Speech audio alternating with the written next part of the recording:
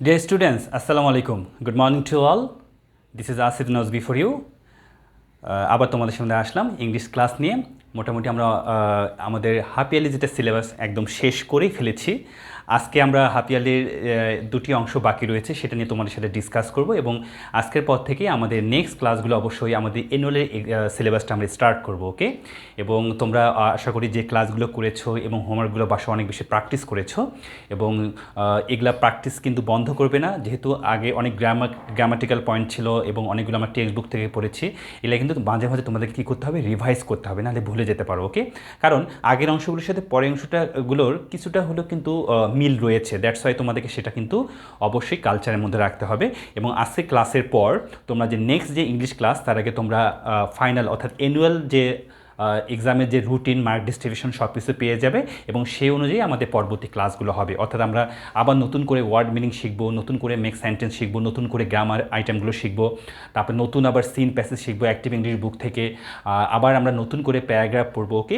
অর্থাৎ আমরা এখন যেহেতু হাফ ইয়ারলি মোটামুটি কমপ্লিট করে ফেলেছি, এখন কিন্তু আমরা ফাইনাল অর্থাৎ অ্যানুয়াল এক্সামের সিলেবাসটা ফলো করবো এবং সেইভাবে আমরা পড়াশোনা কন্টিনিউ করবো, ওকে।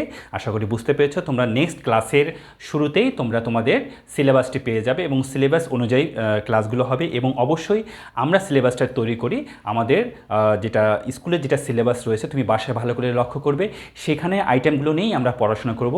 আমরা এর বাইরের কোনো কিছু ইনক্লুড করিনি এবং করবও না, সাধারণত সেটাকে এবং আমরা A to Z কমপ্লিট করার চেষ্টা করব। এক্ষেত্রে হয়তোবা মনে হতে পারে যে কিছু কিছু আইটেম তোমার কাছে একটু হার্ড মনে হচ্ছে, ডিফিকাল্ট মনে হচ্ছে, কিন্তু দেখা গেল অবশ্যই সেটা তোমার যেহেতু সিলেবাসে অন্তর্ভুক্ত করা হয়েছে, আমাদেরকে এনিহাউ সিলেবাসটা কমপ্লিট করতে হবে এবং তোমাকে অবশ্যই চেষ্টা করতে হবে বোঝার। বাকিটুকু আমরা সর্বাত্মক চেষ্টা করব তোমাকে ক্লাসে আইটেমগুলো ক্লিয়ার করে দেওয়ার জন্য। তারপর যদি কোনো প্রবলেম ফেস করো, অবশ্যই তুমি তোমার সাবজেক্ট টিচার বা আমরা যারা ক্লাস কন্ডাক্ট করছি তাদের সাথে অবশ্যই যোগাযোগ করবে তোমার যদি কোনো বুঝতে প্রবলেম হয় বা তুমি যদি কোনো সমস্যা ফেস করো, ওকে। তাহলে আজকে ক্লাসে চলে যাচ্ছি। আজকে ক্লাসে হেডলাইন তোমরা হোয়াইট বোর্ডে লক্ষ্য করো, ট্রান্সলেশন, ওকে। ট্রান্সলেশন তোমরা হয়তো মনে করতে পারো এটা বোঝার কিছু নয়, জাস্ট কিছু আমাদের ট্রান্সলেশন রিলেটেড থাকে, আমরা সেটা মেমোরাইজ করি, পরীক্ষা আসলে লিখে দিই, ফুল নাম্বার পাই, ওকে। তারপরেও যেহেতু ট্রান্সলেশন অর্থাৎ এটাকে বলা হচ্ছে বঙ্গানুবাদ, অর্থাৎ যদিও আমাদের সিলেবাসে দেওয়া আছে English to Bengali, Bengali to English, আমরা আপাতত একটি ফর্মেটে শিখব। অর্থাৎ আমাদের কিছু বাংলা বাক্য দেয়া থাকবে, সেই বাক্যগুলোকে আমরা ইংলিশে কনভার্ট করব।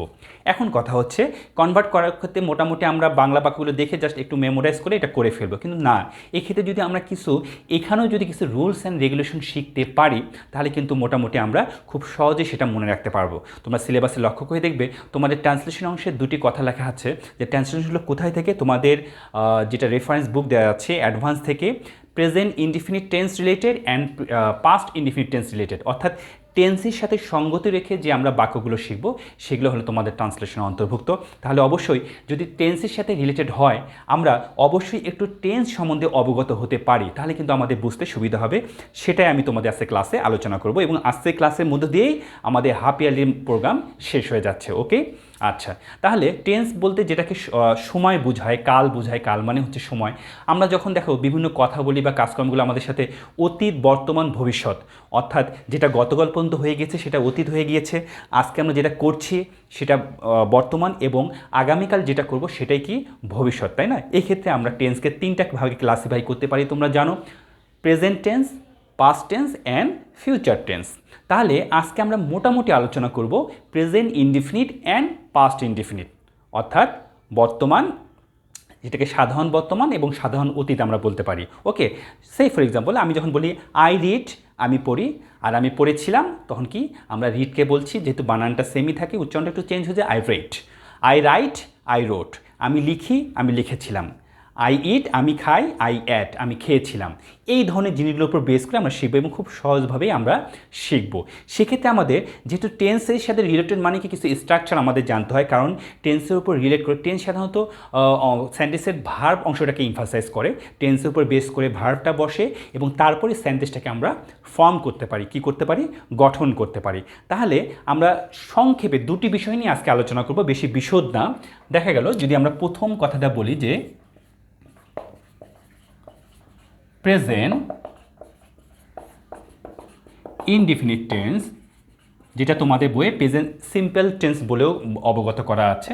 তাহলে এই টেন্সটাকে যদি আমরা কোনো সেন্টেন্স অর্থাৎ তোমাদের ট্রান্সলেশনে যে সেন্টেন্সগুলো দেওয়া রয়েছে সেটাকে যদি আমরা সাজাই, দেখবে এটার ব্যাপারটা হচ্ছে সেন্টেন্সের শুরুতে কী থাকে, একটা আমরা এটা সবাই জানি সাবজেক্ট থাকে, তাই না? যেহেতু আমরা নাউন পড়েছি, প্রোনাউন পড়েছি, অ্যাডজেক্টিভ পড়েছি, অবশ্যই আমরা এখন সাবজেক্ট ভার্ব অবজেক্ট বুঝি। তারপরে যে ভার্বটা থাকে এটাকে বলা হচ্ছে মূল ভার্ব। অর্থাৎ মূল ভার্ব বলতে যেমন গো হচ্ছে মূল ভার্ব, ওকে, ওয়েন গন এটা past tense, past participle sense.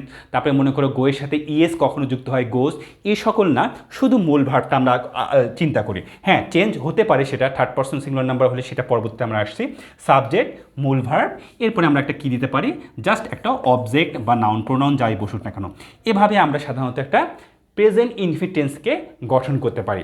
একইভাবে যদি আমরা পাস্টের কথা বলি, দেখো তখন পরিবর্তনটা কি হয়। যদি আমরা বলি পাস্ট ইনডিফিনিট টেন্স,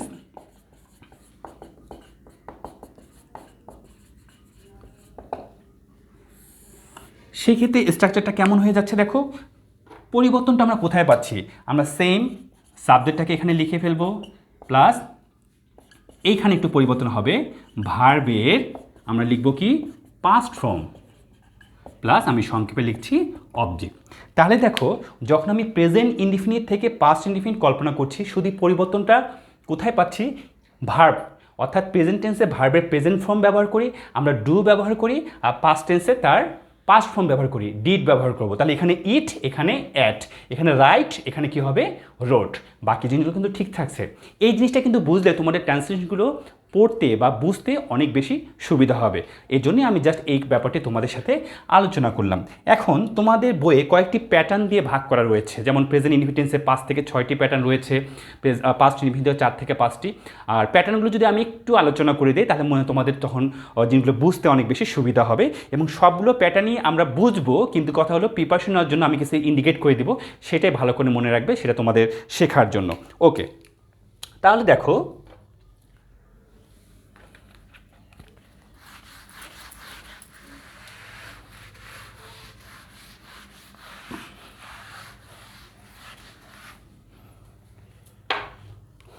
আমরা যদি প্যাটার্ন 1 কল্পনা করি, আমরা একই সাথে দুইটা টেন্সকে মিলে পড়বো বোঝার সুবিধার জন্য। প্যাটার্ন 1-এ কী ধরনের সেন্টেন্স থাকতে পারে দেখো, একটা প্রথমে কি সাবজেক্ট থাকতে পারে, তারপরে কি থাকতে পারে মূল ভার্ব, ওকে, সাবজেক্ট থাকবে আর মূল ভার্ব থাকবে।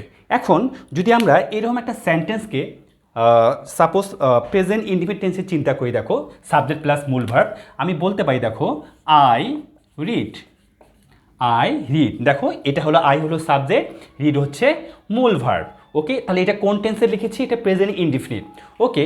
আমি যদি এটাকে আবার দেখা গেল কনভার্ট করে প্রেজেন্ট পাস্ট ইনডিফিনিট লিখি, তাহলে কী হয়ে যাবে আই রিড, ঠিক আছে।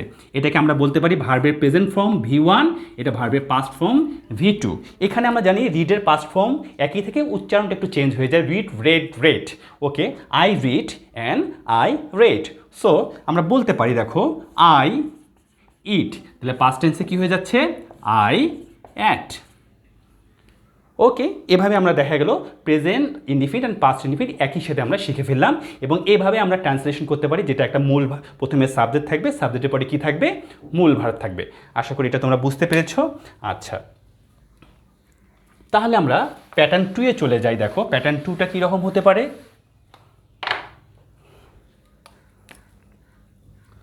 প্যাটার্ন 2, সেখানে একটা প্রথমে কি থাকবে, আমি সংক্ষেপে লিখি, সাবজেক্ট থাকবে, দেখো সাবজেক্ট পরে আমরা আবার আগের মতো বিবেচনা করি, কি থাকবে মূল ভার্ব থাকবে। এবং মূল ভার্বের পরে এখানে আমি A/N লিখে দিলাম, অর্থাৎ এটাকে আমরা শিখবো। আমাদের এবার এনুয়াল সিলেবাসে রয়েছে আর্টিকেল, আমরা শিখবো। এবং আগামী 13 তারিখ তোমাদের একটা ক্লাস রয়েছে আর্টিকেলের উপর, খুব গুরুত্বপূর্ণ ক্লাস একটা, তোমরা ভালো করে করবে। আর্টিকেলের ব্যবহার সেখানে আমরা শিখবো কীভাবে সেন্টেন্সে আমরা আর্টিকেল ব্যবহার করবো। দ্যাটস ওয়াই সাবজেক্ট প্লাস মূল ভার্ব, আর্টিকেল থাকতেও পারে নাও থাকতে পারে। এবং এরপরে আমরা কি দিতে পারি, এখানে নাউন থাকতে পারে অথবা নাউন প্রোনাউন থাকতে পারে, নাউন থাকতে পারে অথবা নাউন প্রোনাউন থাকতে পারে। আচ্ছা, সে ফর এক্সাম্পল আমরা যদি এক্সাম্পল দেখি, দেখো আই ইট রাইস, ভালো করে লক্ষ্য করো, আই ইট রাইস। তাহলে এখানে আমরা দেখতে পাচ্ছি এটা কি সাবজেক্ট, এটা ভার্ব, এখানে হয়তো বা আর্টিকেল দরকার নেই, এটাকে আমরা কি বলতে পারি অবজেক্ট বলতে পারি, বা এটা একটা নাউন হতে পারে, তাই না। এখন কথা হলো এটা কোন টেন্স, এটাকে আমরা পুরোটা বলতে পারি যে প্রেজেন্ট ইনডিফিনিট। আচ্ছা, এই সেন্টেন্সটাকে যদি আমরা কনভার্ট করি তাহলে কি হবে, এটা আমরা পাস্ট ইনডিফিনিটে যদি লিখি তাহলে কি হচ্ছে, আই এট রাইস। তাহলে এখানে লক্ষ্য করে দেখো, এখন আমরা আগের মতো কি পেয়ে যাচ্ছি, সাবজেক্ট, ভার্ব, অবজেক্ট। এই ভার্বটা হলো V2। দেখো এখানে ভার্বটা V1, আমরা এইভাবে শিখব। V1 মানে ভার্বের প্রেজেন্ট ফর্ম, V2 মানে পাস্ট ফর্ম, V3 মানে পাস্ট পার্টিসিপাল ফর্ম। অবশ্যই আমরা কনজুগেশন অফ ভার্ব যখন পড়বো সেটাকে আমরা জানবো। তাহলে এটা হলো ভার্বের প্রেজেন্ট ফর্ম, তাহলে কি প্রেজেন্ট ইনডিফিনিট, যখন পাস্ট ফর্ম হয়ে গেল তখন কি পাস্ট ইনডিফিনিট। তাহলে এই টেন্সটাকে আমরা কি বলবো, অবশ্যই পাস্ট ইনডিফিনিট। ওকে, তাহলে এই রিলেটেড যে আমাদের ট্রান্সলেশনগুলো আছে এখন কিন্তু আমাদের বুঝতে খুব সুবিধা হবে। আমরা একদম মূল থেকে আসছে কীভাবে একদম সেন্টেন্সটাকে ফর্ম করতে পারি, তারপরে তুমি ট্রান্সলেশনগুলো পড়ো, দেখো তোমার কাছে অনেকটা ইজি হয়ে যাবে। ওকে, এবার আমরা চলে যাব প্যাটার্ন 3তে কী ধরনের সেন্টেন্স থাকতে পারে।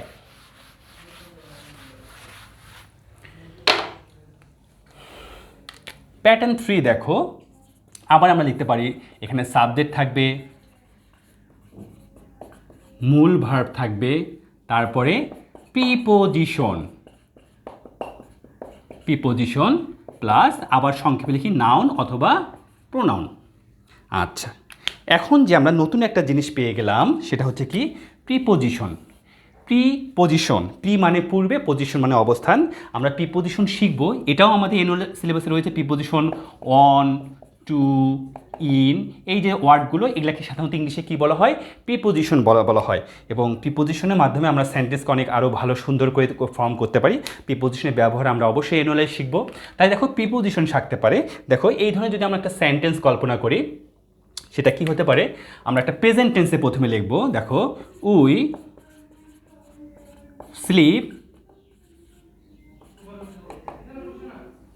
Slip at night. We slip at night. So এখানে যদি আমরা অ্যানালাইজ করে দেখি, দেখো সাবজেক্ট, সেটাকে আমরা মূল ভার্বের কি প্রেজেন্ট ফর্মে রয়েছে, এই অ্যাডটা কি প্রিপোজিশন, দেন আমরা এখানে একটা অবজেক্ট বা নাউন প্রোনাউন পেয়েছি। ওকে, আচ্ছা, এখন দেখো এই সেন্টেন্সটাকে যদি আমরা পাস্ট ফর্মে লিখি তাহলে কি হচ্ছে, দেখো আমরা এভাবে লিখব, উই স্লিপটা পাস্ট ফর্মে কি হয়, স্লেপ্ট অ্যাট নাইট। সো এখানে দেখো, এখানে ভার্বটা কি হয়ে গেল, সবই ঠিক থাকছে, ভার্বটা কি হয়ে গেল, পাস্ট ফর্মে। তাহলে এটা আমরা প্রেজেন্ট ইনডিফিনিটে শিখলাম, একই সেন্টেন্সটাকে আমরা কিভাবে শিখলাম, পাস্ট ইনডিফিনিট। তাহলে ভার্বের প্রেজেন্ট ফর্ম থাকলে প্রেজেন্ট ইনডিফিনিট, পাস্ট ফর্ম থাকলে আমরা পাস্ট ইনডিফিনিট শিখছি। ওকে, এটা একটা গুরুত্বপূর্ণ। আমরা প্রিপোজিশন কি সেটাও জানতে পারলাম। আমরা প্রিপোজিশন ক্লাসে অবশ্যই আমরা ডিটেলস প্রিপোজিশনের ব্যবহার শিখব, কোথায় ইন কোথায় অন ব্যবহার করি, এটা আমাদের জানলে আমাদের সেন্টেন্সগুলো তৈরি করতে পড়তে অনেক বেশি সুবিধা হবে। আচ্ছা,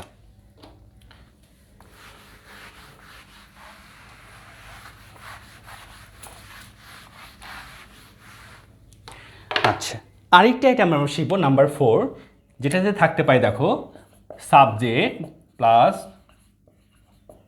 মূল ভার্ব প্লাস আমরা আর্টিকেল রাখতে পারি প্লাস অ্যাডজেক্টিভ। ওকে, এটা কিন্তু আমরা পড়ে ফেলেছি, প্লাস অবজেক্ট বা এক্সটেনশন আমরা দিতে পারি, তাই না?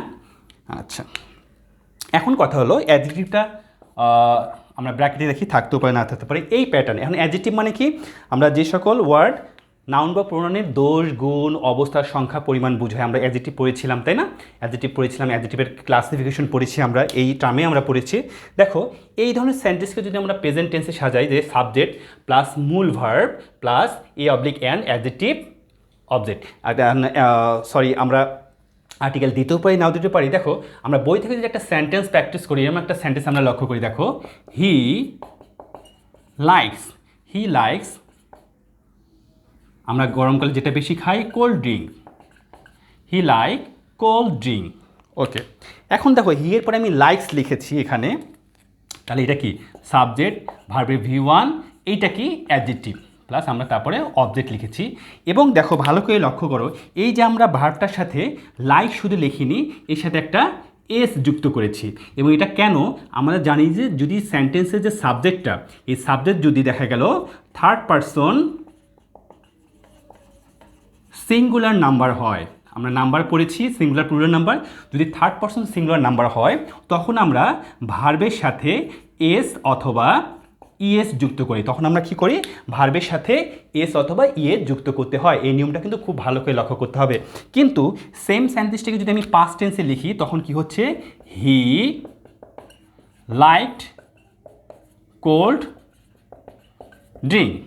তখন দেখো, তখন কিন্তু আর আমি এস বাই ইয়েস ইউজ করব না, অর্থাৎ তখন শুধু ভার্বের V two form past form use হচ্ছে। সেক্ষেত্রে কিন্তু পাস্ট ফর্মে কখনোই এস বাই ইয়েস যুক্ত করতে হয় না। তাহলে এভাবেও আমরা দুটি ফরম্যাট, প্রেজেন্ট ইনডিফিনিট রয়েছে, পাস্ট ইনডিফিনিট রয়েছে, এই ফরম্যাটটা আমরা জানবো। ওকে, আমরা লাস্ট আরেকটি ফরম্যাট জানবো। আমরা এতক্ষণ যে সেন্টেন্সগুলো শিখলাম সেটা হচ্ছে হা বোধক বা অ্যাফার্মেটিভ, অর্থাৎ সবগুলো হা বোধক। এখন আমাদের কিন্তু না বোধক দিয়েও ট্রান্সলেশন রয়েছে, আমাদের পড়তে হবে। তাই না বোধকগুলোকে আমরা কীভাবে শিখবো, সেখানে আমাদের খুব গুরুত্বপূর্ণ একটা বিষয় চলে আসে। এই ক্ষেত্রে আমরা কি প্রথমে সাবজেক্ট লিখব, তারপরে আমরা কি ডু নট অথবা ডাজ নট, এটা। আর এটা হলো আমরা কোন টেন্সে, এটা হলো প্রেজেন্ট টেন্সে। আর যদি আমরা পাস্ট টেন্সে ব্যবহার করি তাহলে আমরা ইউজ করব কি ডিড নট, এবং অবশ্যই এরপরে ভার্ব, মূল ভার্ব প্লাস এরপরে আমরা বাকি অংশ অবজেক্ট যা আছে এটা আমরা সেট করব। ওকে, আচ্ছা। এখন দেখো, এই যে এখানে কথাটা বললাম যে না বোধক সেন্টেন্সের ক্ষেত্রে, নেগেটিভ সেন্টেন্সের ক্ষেত্রে প্রেজেন্ট ইনডিফিনিট আমরা ডু নট অথবা ডাজ নট, এবং পাস্ট টেন্সে আমরা ডিড নট ব্যবহার করব। ওকে, আমরা পাস্ট টেন্সে ডিড নট, এটা প্রেজেন্টের জন্য ব্যবহার করব। এবং এরপরে প্রতি ক্ষেত্রেই কী বসবে, মূল ভার্ব বসবে, সেটা পাস্ট টেন্স হোক আর প্রেজেন্ট টেন্স হোক। দেখো, আমরা সেন্টেন্সের মাধ্যমে যদি ক্লিয়ার করি, he does not eat rice. Okay, আমরা একটু অ্যানালাইজ করে দেখি। দেখো, এখানে সাবজেক্ট, এই যে আমরা ডাজ নট বসিয়েছি। এখন কথা হচ্ছে কখন ডু নট বসবে, কখন ডাজ নট বসবে, এটা নির্ভর করবে হচ্ছে এই সাবজেক্টের উপর। আবার দেখো, হি একটা থার্ড পারসন সিঙ্গুলার নাম্বার, এই জন্য আমরা কি যুক্ত করেছি, উইয়ের যুক্ত করছি। যদি আই হতো, উই হতো, তখন আমরা কিন্তু ডু নট ইউজ করতাম। তারপরে দেখো, এই যে ভি ওয়ান, তারপরে বাকি অংশ। এই সেন্টেন্সটা যদি আমি পাস্ট টেন্সে লিখি তাহলে কি হচ্ছে, তখন he did not eat rice. তাহলে দেখো সবই ঠিক থাকছে, শুধু এখানে আমি কি ইউজ করলাম, ডিড নট ইট। এখানেও ভি ওয়ান, কিন্তু এখানে ডিড নটটা বসছে। এই হলো প্রেজেন্ট ইনডিফিনিট আর পাস্ট ইনডিফিনিটের মধ্যে মোটামুটি পার্থক্য। তাহলে আমি এই জিনিসগুলো আলোচনা করার একটাই উদ্দেশ্য, তোমাদের যে সিলেবাস অনুযায়ী প্রেজেন্ট ইনডিফিনিট এবং পাস্ট ইনডিফিনিটের যে ট্রান্সলেশনগুলো রয়েছে এটার উপর বেস করে তুমি পড়ার চেষ্টা করো, তাহলে মোটামুটি খুব সহজে তুমি জানতে পারবে। আমি একটু উল্লেখ করে দিই, তোমাদের বইয়ের মধ্যে পেজ নাম্বার 81 পেজ আমাদের রয়েছে, এবং 80 পেজের মধ্যে আমরা সাধারণত একটা প্যাটার্ন 1, সেটা আমরা ভালো করে না পড়লেও চলবে, শুধু বোঝার জন্য পড়বে।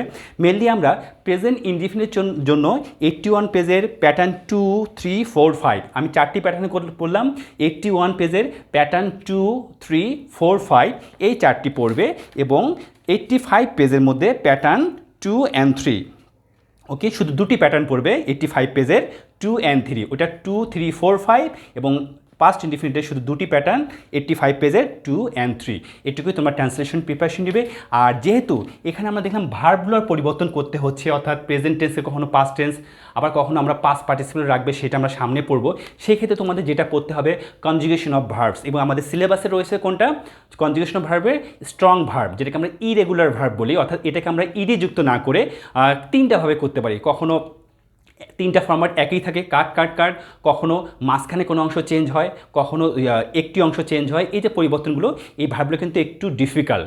তারপর তোমাদের যে বইয়ের যে পেজ রয়েছে, পেজ নাম্বার মেবি 40, 41-এর মধ্যে স্ট্রং ভার্ব রয়েছে, সেখান থেকে তোমরা ভার্বগুলো বেশি বেশি করে পড়বে এবং কালচার করবে।